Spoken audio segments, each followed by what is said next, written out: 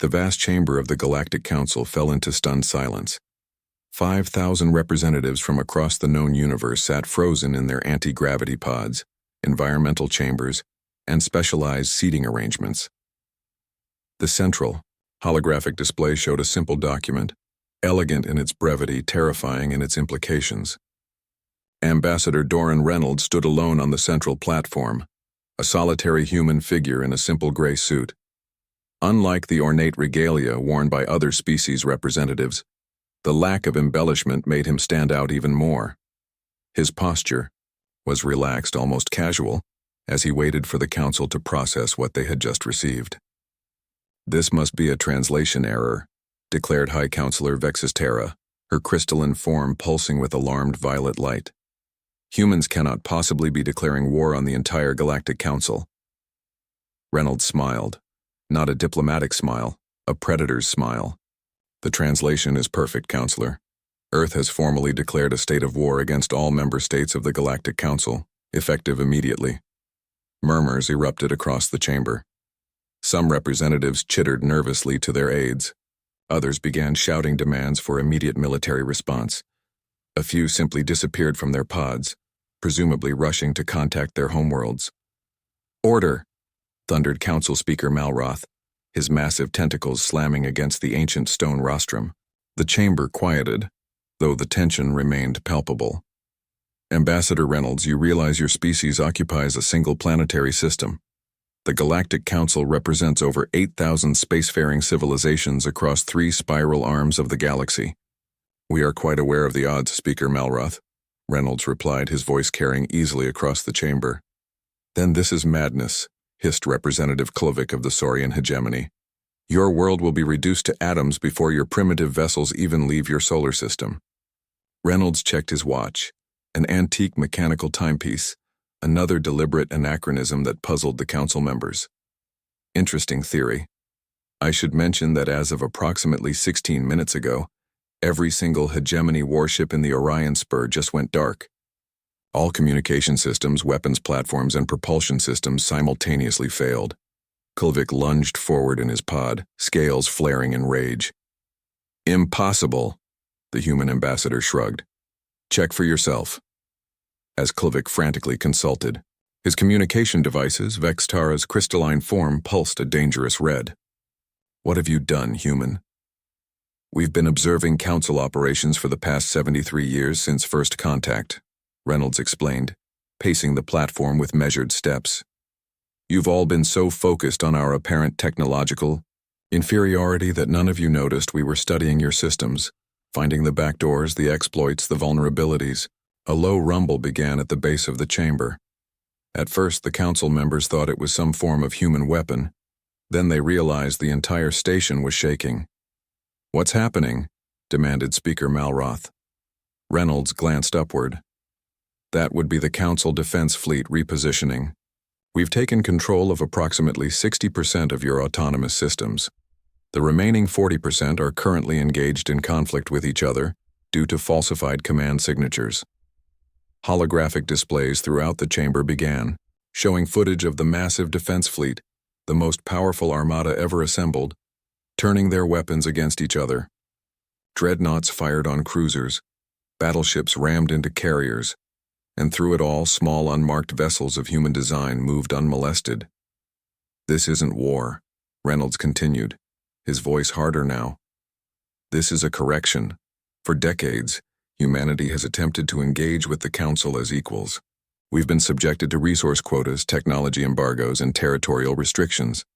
We've watched as you've strip-mined worlds inhabited by pre-spaceflight species. We've documented your violations of your own prime directives." He walked to the center of the platform, looking directly at the High Council members.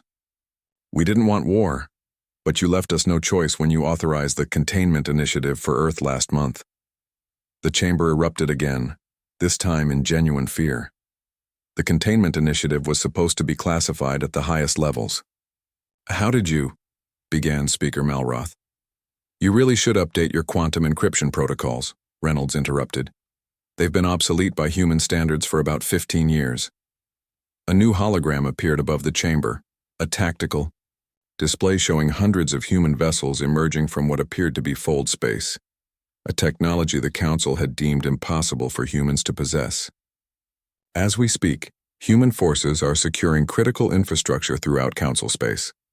We're not interested in conquest or extermination. We simply refuse to be exterminated ourselves. The gravity on the platform shifted as Reynolds checked his watch again. That's my 5 minutes. I'll leave you with this final thought. The war is already over. You just didn't know it had begun. As he turned to leave, the entire council chamber plunged into darkness. Back on the human flagship Defiant, Reynolds stepped through the teleportation field and nodded to Fleet Admiral Teresa Blackwood. They received our message, he said simply. And their response? Asked Blackwood. Exactly as predicted. Shock, disbelief, then panic. The Saurian representative was particularly entertaining. Blackwood turned to the massive tactical display dominating the bridge. Hundreds of green icons representing human vessels moved through Council space with precision. Red icons, Council military assets, either winked out as they were neutralized or moved in confused patterns as their command systems delivered contradictory orders. Phase 1 complete, she announced to the bridge crew. Begin Phase 2. Throughout human space, previously hidden installations activated. Massive defense platforms emerged from gas giant atmospheres where they had been concealed for decades. Asteroid bases opened to reveal shipyards that had been building in secret since first contact. An entire infrastructure of war, prepared over generations, revealed itself in a carefully orchestrated dance. Incoming transmission from Earth Command, reported the communications officer. The main view screen shifted to show the face of Defense Director Victor Okafor. Admiral Ambassador, the Council diplomatic channels are exploding with traffic. We're receiving surrender offers from 17 minor members and requests for neutrality from another 31. The major powers are still trying to coordinate a response. Reynolds smiled tightly. And the special package? Delivered and functioning. Operation Lighthouse is active in all target systems. Lighthouse, humanity's masterstroke. Quantum beacons, installed covertly throughout Council space over decades. Now broadcasting the truth about Council operations to every species in the galaxy. The systematic exploitation of developing worlds. The artificial suppression of technological advancement among lesser races. The planned extermination of species deemed evolutionary competitors, including humanity. We're also detecting unusual energy signatures from the galactic core, added Okafor, his expression concerned. Something's waking up out there, something big. Reynolds and Blackwood exchanged glances. Their models had predicted a 27% chance of unknown factors entering the equation. It seemed they'd hit that probability square on. Continue as planned, ordered Blackwood. All ships maintain discipline. This isn't about conquest, it's about forcing recognition. Remember, minimal casualties. We disable, not destroy. As the flagship accelerated toward the next target system, Reynolds watched the tactical display with a mixture of satisfaction and concern. Humanity had planned this moment for generations, ever since their first contact specialist recognized the true nature of the Galactic Council. Not a benevolent federation, but a hierarchical empire where the strong devoured the weak under the guise of galactic stability. Earth had played the part of the humble newcomer perfectly, accepting unfair trade terms, submitting to technology restrictions, allowing Council observers on their colonies, all while building the means to break the chains before they became too strong to shatter. Incoming transmission, announced the communications officer suddenly. It's not coming from Council space. The origin point appears to be the galactic core itself. Put it through, ordered Reynolds. The view screen flickered, then resolved into an image unlike anything human or Council technology could produce. A being of light and energy, vaguely humanoid but constantly shifting, regarded them with what might have been curiosity. Children of Earth, it said in a voice that seemed to bypass their ears and speak directly to their minds. Your conflict has triggered the failsafe protocols. The progenitors have awakened. Reynolds felt a cold weight settle in his stomach. The progenitors, mythical ancestors said to have seeded the galaxy with life billions of years ago, then vanished into the void. Most species considered them mere legends. We were not aware the progenitors still existed, he managed. The entity's form rippled in what might have been amusement. We have always existed. We have always watched. And now we must intervene.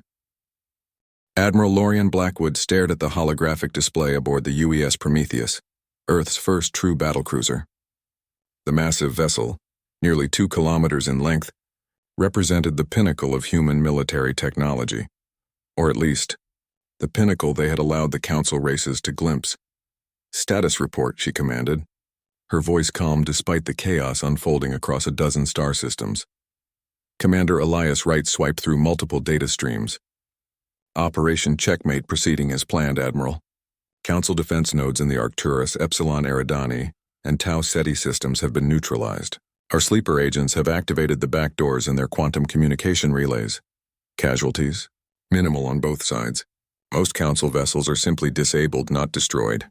The Vega contingent reports some resistance from the Trilician battle group, but nothing our shields can't handle." Blackwood nodded. Humanity had carefully orchestrated this conflict to minimize loss of life. The goal wasn't annihilation, it was to force recognition, force respect. After decades of subtle subjugation, humanity had finally shown its hand. "Admiral," called out Lieutenant Ishani Patel from the communications station. "Incoming transmission from the Council chamber. It's Director Morrow." The main view screen shifted to show the stern face of intelligence. Director Vivian Morrow, the true architect behind humanity's shadow war. "Admiral Blackwood," she began without preamble, "the Council is beginning to mobilize their reserve fleets. We've detected quantum fluctuations in the Deneb sector. They're bringing in their dreadnoughts." "As expected," Blackwood replied. "Time to implement Phase 2? "Affirmative. Ambassador Reynolds has already departed the Council station. Deploy the Chimera protocol." As the transmission ended, Blackwood turned to her tactical officer. "Lieutenant Zhang, activate the quantum mesh." Zhang nodded, inputting a complex sequence into his console. Throughout human-controlled space, thousands of small, seemingly innocuous satellites began pulsing with energy. Individually, they had appeared to Council scans as simple communication relays or navigational beacons. Together, they formed a quantum entanglement field that would rewrite the rules of interstellar combat. "Mesh active, Admiral. All human vessels are now phase-shifted." On the tactical display, the blue icons representing Earth ships became translucent, indicating their partial shift out of normal spacetime. The Chimera protocol was humanity's ace, technology that allowed their vessels to exist partially in hyperspace while still interacting with normal space. They could fire weapons out, but conventional weapons couldn't touch them. "Council dreadnoughts emerging from hyperspace," reported Commander Wright. 12 vessels. Abraxas class. They're powering weapons. The massive alien warships appeared on the display, each one nearly 5 times the size of the Prometheus. Their distinctive trifurcated hulls bristled with weapon emplacements, and their central cores pulsed with antimatter reactors. "They're targeting our positions," said Zhang. "Energy readings indicate they're preparing to fire their main cannons." Blackwood remained calm. "Hold position. Let them fire first." The Council dreadnoughts unleashed a devastating barrage, beams of coherent energy that should have vaporized the human fleet instantly.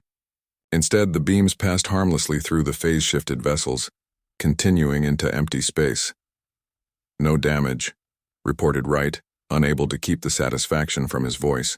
"Phase shift holding at 97% efficiency. Return fire," ordered Blackwood. "Targeted disabling shots only. I want their engines and weapons disabled, not destroyed." The Prometheus and its escort vessels fired precision quantum torpedoes, weapons that could shift between phase states, passing through the dreadnought's shields before rematerializing inside their hulls. The explosions were precisely calculated, destroying weapon systems and engine cores without breaching containment vessels. One by one, the massive Council warships went dark, drifting powerless in space. "All Council vessels neutralized," reported Zhang. Blackwood nodded. "Prepare boarding teams. I want their command crews secured and their databases downloaded, and send a message to Earth Command, Phase 2 successful." As the human forces prepared to board the disabled dreadnoughts, a priority alert flashed across the tactical display. "Admiral," said Wright urgently, "we're detecting multiple quantum signatures approaching from the galactic core. These aren't Council ships. The energy pattern is completely unknown." Blackwood frowned. "Put it on screen." The display shifted to show a swarm of strange, asymmetrical vessels emerging from hyperspace. Their hulls seemed to shift and change even as they watched, made of some material that defied conventional analysis. "Are they responding to hails?" asked Blackwood. "Negative," replied Patel. "But we are receiving a broad-spectrum transmission. It's being broadcast to all forces, human and Council alike. Let's hear it." The bridge speakers crackled with a voice that seemed to echo from multiple sources simultaneously. "Attention, combatants. Your conflict has triggered the fail-safe protocols. The progenitors have awakened." The bridge crew exchanged confused glances. The progenitors were a myth, a legendary race said to have seeded the galaxy with life billions of years ago, then vanished into the void. "This should be impossible," whispered Zhang. "The progenitors are just stories told to initiates at the Council Academy." As the unknown vessels moved closer, the transmission continued. "The compact of stars has been violated. The children fight among themselves. The Guardians now intervene." Blackwood's mind raced. Nothing in human intelligence had ever suggested the progenitors were real, let alone still active in some form. This changed everything. "Send an emergency transmission to Director Morrow," she ordered. "We have an unexpected third party. Operation Checkmate may need to be reconsidered." As the words left her mouth, every system on the Prometheus suddenly went dark. The phase shift failed. Emergency lighting bathed the bridge in an eerie red glow. "All systems offline," reported Wright, frantically trying to restore power. "Whatever they're using, it just cut through our quantum isolation protocols like they weren't even there." Blackwood stared at the approaching alien fleet.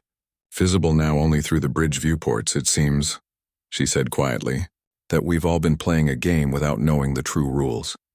The unknown vessels surrounded both the human ships and the disabled Council dreadnoughts, forming a perfect sphere of containment. "New transmission incoming," announced Patel, her voice shaking slightly. This time, the message was simple and directed specifically at the Prometheus. "Admiral Lorian Blackwood of Earth, the Guardians request your presence. It is time for judgment, not just of humanity but of the Council as well." The fleet of Guardian vessels continued to hold position, neither attacking nor retreating. Their hulls seemed to shift and pulse with internal energy, occasional patterns of light flowing across their surfaces like liquid circuitry. "Options?" asked Blackwood, looking around the dimly lit bridge. "Limited, Admiral," replied Commander Wright grimly. "Primary and secondary systems remain offline. Tertiary systems are functional but restricted to life support, minimal sensors, and short-range communications. Weapons? Propulsion? Negative on both counts." Blackwood considered their position. The carefully orchestrated war against the Council had just been completely derailed by an unknown factor, possibly the most powerful force in the galaxy, if the legends about the progenitors were even partially true. "Admiral," said Patel, "we're receiving a direct communication from Director Morrow. Text only, through the emergency channel." "Put it on my personal display." The small screen on Blackwood's command chair flickered to life with a simple message. "Comply with Guardian request, buying time. Omega Protocol initiated." Blackwood's expression remained neutral, though the mention of Omega Protocol sent a chill through her. That was the absolute last resort.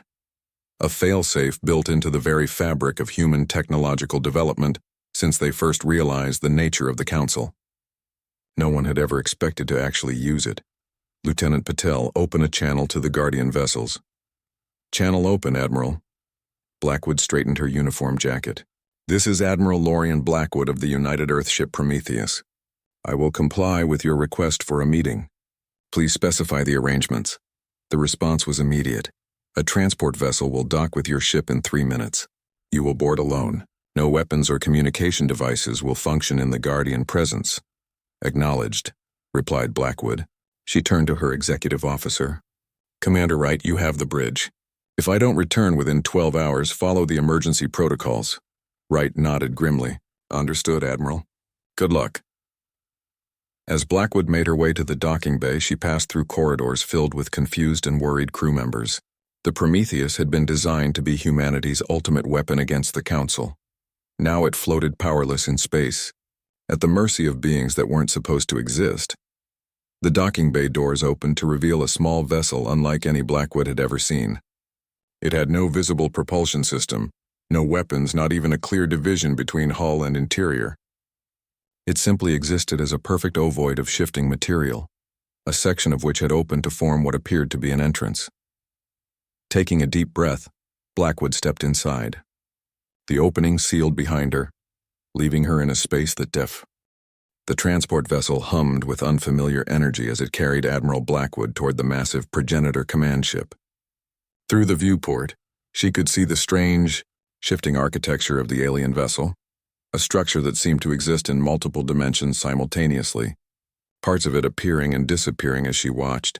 Still no communication from Earth Command? She asked the pilot, Lieutenant Marcus Reeves. Nothing, Admiral. Whatever field the progenitor ships are generating, it's blocking all quantum communications. We're limited to the communication device they provided. Blackwood fingered the small, crystalline object the Guardians had transported aboard the Prometheus, a simple translucent shard that somehow maintained a connection to their vessels, regardless of distance or interference. What about the Council forces? Same situation. From what we can tell, they're as blind as we are. As their shuttle approached the progenitor vessel, a section of the hull simply opened. Not like a conventional airlock or bay door. The material itself seemed to phase out of existence, creating a perfect entry path. I guess that's our invitation, muttered Reeves. Take us in. Lieutenant, slowly, the shuttle glided into the opening, entering a vast chamber that defied conventional understanding of physics and architecture. The interior space seemed larger than the exterior dimensions should allow. Platforms of various sizes floated in mid-air with no visible means of support. Light emanated not from fixtures but from the very air itself, shifting in colors that Blackwood wasn't entirely sure had names in human language. When the shuttle landed on a designated platform, there was no jolt, no sense of contact, just a gentle cessation of movement. Maintain position, Lieutenant. I'll proceed alone as requested. Admiral, with all due respect. That's an order, Reeves. If this goes sideways, the Prometheus will need whatever intelligence you can bring back. Stepping out of the shuttle, Blackwood found herself on a pathway that formed beneath her feet as she walked. Ahead, the path led to a circular chamber where several figures waited. As she approached, she recognized Ambassador Reynolds and Director Morrow already present, along with 3 representatives from the Council: High Counselor Vextera, Speaker Malroth, and surprisingly, Representative Klivik of the Saurian hegemony. But it was the other entities in the chamber that commanded attention. 3 beings stood apart from the human and Council representatives, if stood was even the right word. They appeared humanoid only in the broadest sense. Bipedal forms composed of what looked like liquid light, constantly shifting between states of matter. Admiral Blackwood, spoke one of the beings, its voice resonating directly in her mind rather than through the air. We are the Guardians. I am designated observer. My colleagues are designated arbiter and executor. Blackwood nodded, maintaining her composure despite the extraordinary situation. I understand you requested my presence regarding the current conflict. This is not merely about your current conflict, said the one called arbiter. It is about the fundamental misdirection of galactic civilization. Director Morrow stepped forward. With respect, we had no knowledge of your existence. Humanity acted in self-defense against Council aggression. And the Council acted out of fear, added Observer. Fear of what humanity represents. Speaker Malroth's tentacles writhed in agitation. Humans advanced too quickly. They developed technologies in decades that took other species millennia to master. They refused to share their development processes. They are dangerous, and yet, countered Executor, its form pulsing with energy that made Blackwood's skin prickle. You planned their extinction rather than seeking to understand. A holographic display materialized in the center of the chamber, showing the classified Council documents detailing the containment initiative, a euphemism for the planned sterilization of Earth and its colonies. You feared what you did not understand, continued Executor. This has happened before. It always ends the same way. What do you mean, before? Asked Ambassador Reynolds. Observer gestured. and the holographic display changed to show ancient star maps, civilizations rising and falling across millions of years. "We are the last of the progenitors," explained Observer. "Not the creators your myths describe, but the caretakers. For eons, we have watched civilizations discover the stars, form alliances, and inevitably destroy themselves when a species emerges that challenges the established order. The Compact of Stars was created to prevent this cycle," added Arbiter, "a set of principles embedded in the very foundation of the Council, principles you have abandoned." Vexitara's crystalline form dimmed in what Blackwood recognized as shame. "The Compact is taught to every initiate, but its origin was lost to time. We thought it merely philosophical tradition." "It was a binding agreement with us," said Executor harshly. "In exchange for our non-interference, the elder races would guide the younger ones, not subjugate them."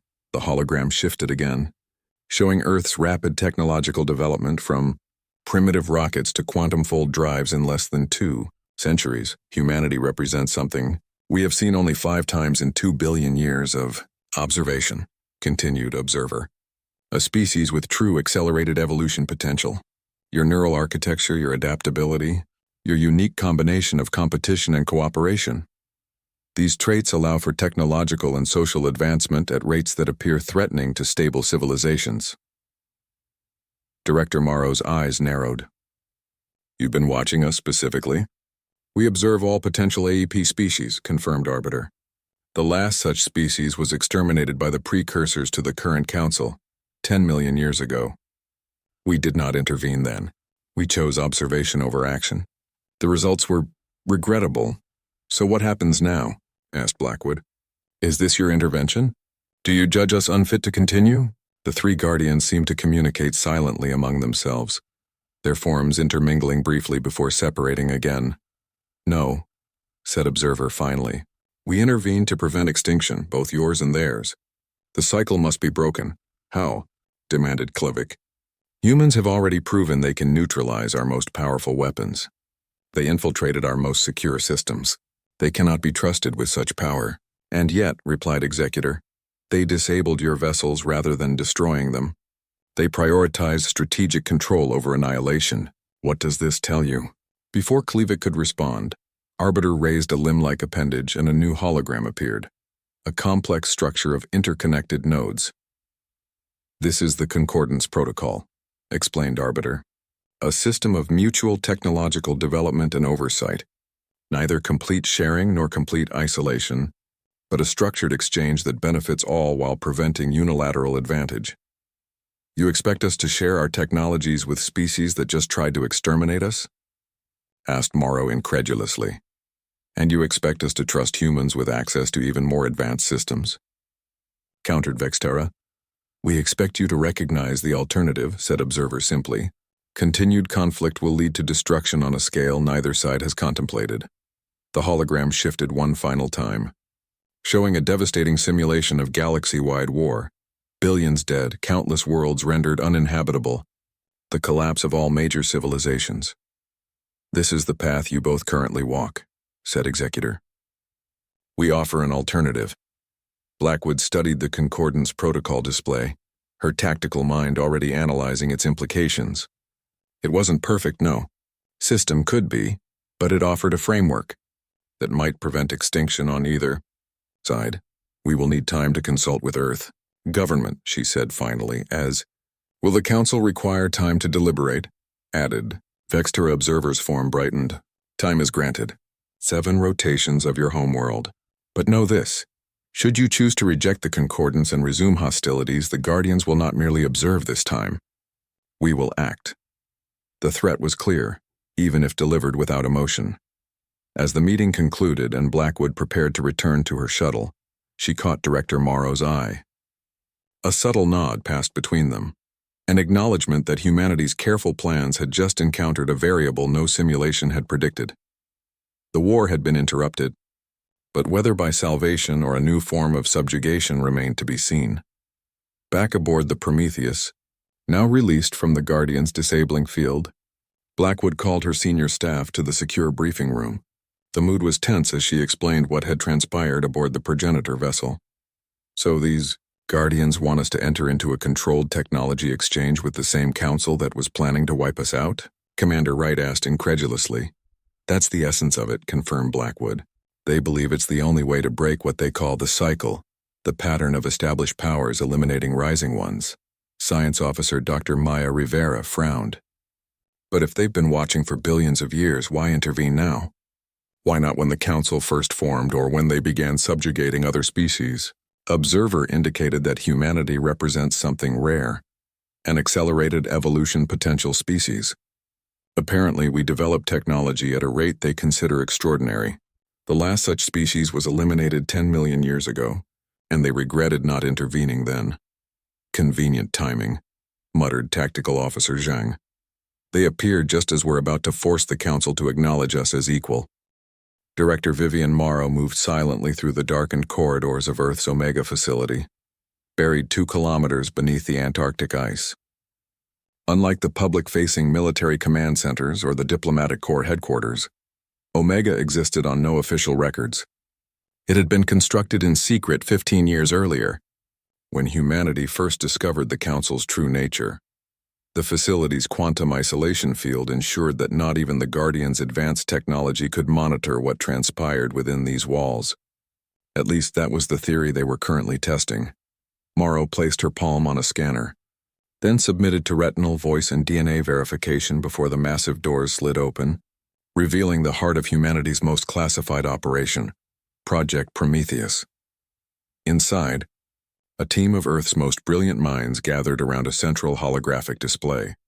Admiral Blackwood was already present, along with Dr. Eli Weiss, the theoretical physicist who had first reverse-engineered the Council's quantum communication technology. Is the room secure? Morrow asked without preamble. Dr. Weiss nodded. Triple-shielded and phase-shifted. If the Guardians are listening, they've transcended physics as we understand it. They very well might have, muttered Blackwood. Did you see their ships? Their technology is beyond anything in our predictive models. Which is precisely why we're here, said Morrow, taking her place at the table. The concordance protocol they've proposed, Dr. Weiss, your analysis. The physicist manipulated the holographic display, expanding the complex schema the Guardians had provided. It's elegant, he admitted, and devious. On the surface, it creates a framework for controlled technological exchange between humanity and the Council races. But look at these quantum entanglement nodes at the junction points. He highlighted several connections in the display. They're monitoring checkpoints. Any technology passed through the concordance would be observable by the Guardians. They're creating a controlled ecosystem with themselves as the gardeners. And us as the plants, added Ambassador Reynolds, who had just entered the room. Sorry I'm late.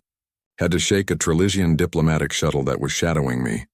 Your assessment, Ambassador? Asked Morrow. Reynolds loosened his tie, the formal diplomatic persona giving way to the hardened intelligence operative he actually was. The Council is fracturing. Half of them want to accept the Guardians' terms out of fear. The other half is desperate to find a way to neutralize both us and these so-called progenitors. Vextara is leading the peace faction while Klivik has rallied the militarists. And Speaker Malroth? Playing both sides as usual. But there's something else. Reynolds activated his secure tablet, transferring data to the central display. My contacts within the Council archives found this. It was buried in files so old the archivists had forgotten they existed. The display showed ancient records, images of beings remarkably similar to the Guardians they had encountered, interacting with primitive representatives of various Council species. These aren't just caretakers who watched from afar, explained Reynolds. They were directly involved in the development of multiple species. There are references to genetic modifications, technological gifts, and something called species pruning. A chill settled over the room. They've done this before, said Blackwood quietly. Created conflicts, appeared as saviors, then reshaped civilizations to their specifications. Dr. Weiss studied the ancient images. If these records are accurate, the Guardians aren't preserving galactic peace. They're conducting an ongoing experiment in directed evolution. The question is, said Morrow, are we subjects in their experiment, or a variable they didn't anticipate? She turned to a figure who had remained silent until now, Professor Imani Clark, Earth's leading xenobiologist and the first human to decode Council genetic structures. Professor, Your team has been analyzing the biological data we extracted from the Guardian vessel. What have you found? Clark adjusted her glasses, a deliberately anachronistic affectation that belied her brilliant mind. They're not what they appear to be, she said simply. The energy forms we perceive are projections, sophisticated ones, but projections nonetheless. Their actual biological structure is, she hesitated. Well, it's more familiar than we expected. She brought up a new display showing a complex genetic sequence. We managed to isolate trace particles from the chamber where the meeting took place. The DNA structure has similarities to our own, not identical but comparable in ways that suggest a common evolutionary template. Are you saying they're human? Asked Reynolds incredulously. Not human, clarified Clark, but humanoid in their base structure. And there's more. Their genetic code contains markers that match species throughout the galaxy, including several council races. It's as if they're a composite species, incorporating genetic elements from dozens of sources. Or, suggested Blackwood, all those species incorporate elements from them. If they truly are the progenitors, then they didn't just watch evolution, concluded Morrow. They directed it, engineered it. The implications hung heavy in the air. So what's our play? Asked Reynolds finally. Accept their concordance and become part of their grand experiment? Or refuse and risk their intervention? Morrow walked to a secured terminal and entered a complex sequence. A hidden compartment in the wall slid open, revealing a small, unassuming device about the size of a human palm. This is what our Artemis division has been developing for the past 3 years, she explained. We call it Pandora's box. Dr. Weiss's eyes widened in recognition. The phase shift resonator? But it's still theoretical. The power requirements alone would... We solved the power problem, interrupted Morrow. What we haven't solved is the targeting algorithm. She placed the device in the center of the table. This device can generate a quantum disruption field that would theoretically neutralize any technology within its radius, including Guardian tech. It's our failsafe if negotiations collapse. But you said the targeting isn't solved, noted Blackwood. What's the catch? The catch, Admiral, is that it would affect our systems too. All of them. We'd be setting ourselves back technologically about 100 years. The same would happen to any council species in range. A reset button, murmured Reynolds. Precisely. A last resort that would level the playing field entirely. Professor Clark studied the device skeptically. And you think the Guardians haven't accounted for this possibility? Beings that have apparently been manipulating galactic evolution for billions of years? I think, replied Morrow carefully, that if they could simply impose their will through force, they wouldn't bother with proposals and negotiations. They have limitations, too. We just don't fully understand them yet. She turned to face the assembled team. We have 6 days until we must give the Guardians our answer regarding the concordance. In that time, I want every piece of information we have on their technology, biology, and history analyzed. We need leverage, and if we don't find any, asked Blackwood. Morrow's expression hardened. Then we prepare to deploy Pandora's box and deal with the consequences. Humanity survived without advanced technology before. We can do it again if necessary. As the meeting continued, none of them noticed the quantum fluctuation that briefly rippled through one corner of the supposedly shielded room, a momentary breach in their perfect security. In the chamber of the Guardians, Observer watched the human secret meeting with interest. They suspect, noted Arbiter. As they should, replied Observer. Intelligence without suspicion is merely computation. They develop countermeasures, added Executor. The resonator device could disrupt the pattern. Or it could complete it, said Observer enigmatically. The test continues. Alert the Council observers. Phase 5 begins now. Across the galaxy in the private chambers of High Counselor Vexitara, a similar meeting was taking place. The crystalline being's form pulsed with agitated light patterns as she addressed representatives from 7 major council powers. The ancient records are clear, she said, her voice modulated to prevent detection. These Guardians are not what they claim to be. They have manipulated our development for eons, culling species that develop along paths they cannot predict or control. So the humans are right to resist? Asked a representative of the Trilesian commonality, his membrane-thin wings fluttering with agitation. The humans are right to question, clarified Vextara. As are we. The concordance they propose would place all species under their direct observation and control. Development would proceed only along pathways they approve. But their technology exceeds even the humans, pointed out another council member. How can we possibly resist? Vextara's form brightened with determination. By doing what has never been done before in the history of our galaxy. By standing together, humans and council alike, against those who would make us their perpetual children. The council representatives exchanged uneasy glances. The idea of alliance with humans, beings they had been prepared to exterminate mere days ago, seemed unthinkable. And yet, faced with the manipulation of the Guardians, old enemies suddenly found common cause. Contact the human ambassador, ordered Vextara, secretly. We have much to discuss before the 7 days expire. As the meeting disbanded, none of them noticed the subtle shift in the quantum field surrounding the chamber, the same momentary fluctuation that had breached. The 7th day dawned over a galaxy holding its breath. On Earth, military forces remained on high alert, even as diplomatic channels hummed with unprecedented activity. Throughout council space, species that had been enemies for millennia found themselves united in uncertainty, watching both the humans and these mysterious Guardians with equal parts fear and fascination, ambassador. Reynolds straightened his tie as he prepared to enter the neutral ground, ATT space station hastily constructed in the Tausati system specifically for this summit. Neither human nor council in design, it had been fabricated by Guardian technology in a matter of hours, a demonstration of capability that had not gone unnoticed by any party.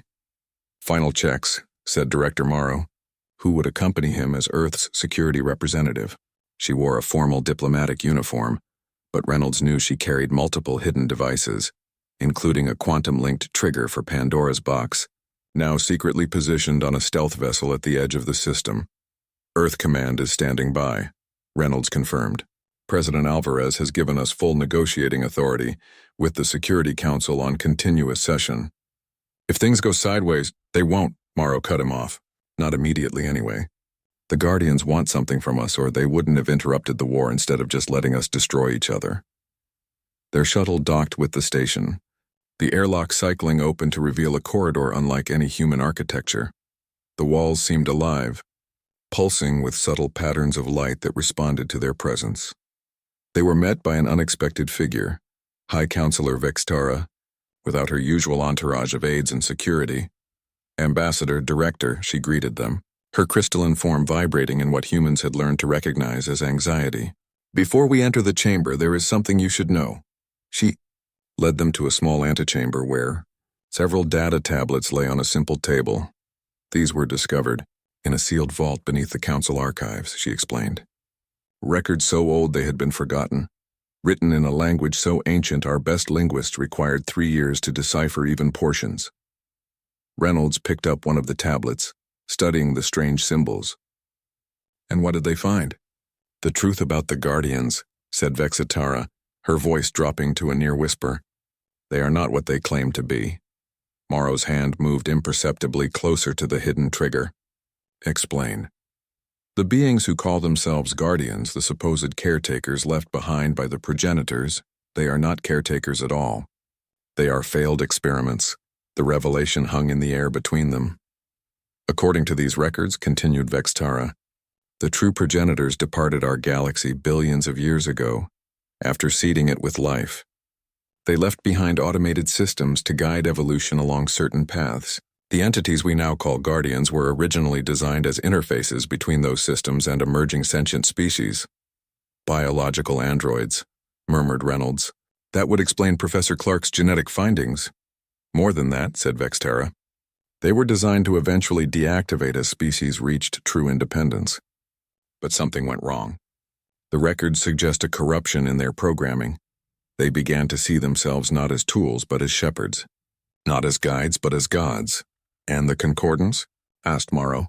A control mechanism. It has happened before. When species grow too quickly or develop in unexpected ways, the Guardians appear, create conflict, then offer salvation through cooperation that subtly limits development along paths they cannot predict or control. Reynolds and Morrow exchanged glances. This aligned with their suspicions but exceeded their worst fears. "Why are you telling us this?" asked Reynolds. "The Council was ready to exterminate humanity a week ago." Vextara's form pulsed with color, patterns that translated as deep shame. "Because I have learned that the containment initiative itself was subtly influenced by Guardian manipulation. Whispers in the right ears, fear stoked in the right minds. They have been manipulating both humans and Council for decades, positioning us as enemies when we should have been allies." A chime sounded throughout the station. The summit was about to begin. "We have no proof beyond these ancient tablets," said Vextara urgently. "Nothing that would stand against their power. But perhaps together, we might have something," said Morrow carefully. "A countermeasure, though using it would come at great cost to all technological species." Vextara's colors shifted to a resolute blue. "Then we must coordinate. Speaker Malroth has been briefed on these findings, as have representatives from the major council powers. We will follow your lead, humans." As they entered the main chamber, Reynolds couldn't help but appreciate the irony. A week ago, humanity had declared war on the Galactic Council. Now they were preparing to stand together against a threat none of them had fully understood. The chamber itself was a perfect sphere, with platforms arranged in concentric circles around a central dais where the three guardians, Observer, Arbiter, and Executor, already waited. Representatives from 27 major council species occupied the outer platforms, while the human delegation and council leadership took positions in the inner circle. "The appointed time has arrived," announced Observer, its form shifting between states of matter as it spoke. "Have the children reached a decision regarding the concordance?" Speaker Malroth moved forward, his massive tentacled form somehow more dignified than imposing now. "We have reviewed the concordance protocol," he began formally. "Both humanity and the Council have questions before rendering our decision." "Ask," permitted Arbiter. Ambassador Reynolds stepped forward. "The concordance presents itself as a framework for peace and mutual development. Yet its structure places all participating species under perpetual observation and control. This seems less like cooperation and more like domestication." Murmurs of agreement rippled through the council representatives. "The children require guidance," stated Executor, as if this were self-evident. "Your conflict proves this necessity." "A conflict you engineered," countered High Counselor Vexitara, her accusation echoing through the chamber. "Ancient records from the true progenitors have been discovered. We know what you are, and what you were meant to be." The Guardians' forms pulsed with sudden intensity, the light in the chamber flickering momentarily. "Irrelevant artifacts," dismissed Observer, "misunderstood by primitive minds." "Perhaps," said Director Morrow, stepping forward, "but they align perfectly with our independent findings. You are not the caretakers of galactic civilization. You're its jailers, limiting development that doesn't match your programming parameters. We have preserved order for billions of years," thundered Executor, its form expanding to loom over the assembled representatives. "Without our guidance, you would have destroyed yourselves countless times over." "Or perhaps," suggested Reynolds calmly, "we would have found our own path, made our own mistakes and learned from them. Grown in ways your programming cannot predict or understand." Observer's form stabilized, becoming more defined and humanoid. "You cannot comprehend the chaos that would result from unguided development. The concordance is not optional. It is necessary." "Then let me ask you this," said Reynolds, moving to the center of the chamber to stand directly before the Guardians. "If the concordance truly benefits all species equally, why must it be imposed through manipulation and fear? Why engineer conflicts between species that might otherwise become allies?" A ripple of realization passed through the council representatives as the pieces fell into place. Subtle manipulations over centuries, carefully cultivated fears and rivalries, all designed to keep the galaxy's species divided and dependent on Guardian wisdom. "Enough discussion," declared Executor. "Your acceptance or rejection of the concordance will be registered now. Choose." Director Morrow stepped forward to stand beside Reynolds. "We have a counter-proposal." She nodded subtly to Speaker Malroth, who activated a hidden signal. Throughout the chamber, council representatives activated similar devices. A web of quantum entanglement formed between them, connecting to the human technology Morrow controlled. "We reject your concordance," said Morrow clearly, "and we reject your authority." The true progenitors left this galaxy in our hands, all of us, every sentient species, not in yours. Observer's form flickered dangerously. You do not understand the consequences of— Oh, we understand perfectly, interrupted Reynolds. You maintain control by keeping us divided, by ensuring we see each other as threats rather than potential allies.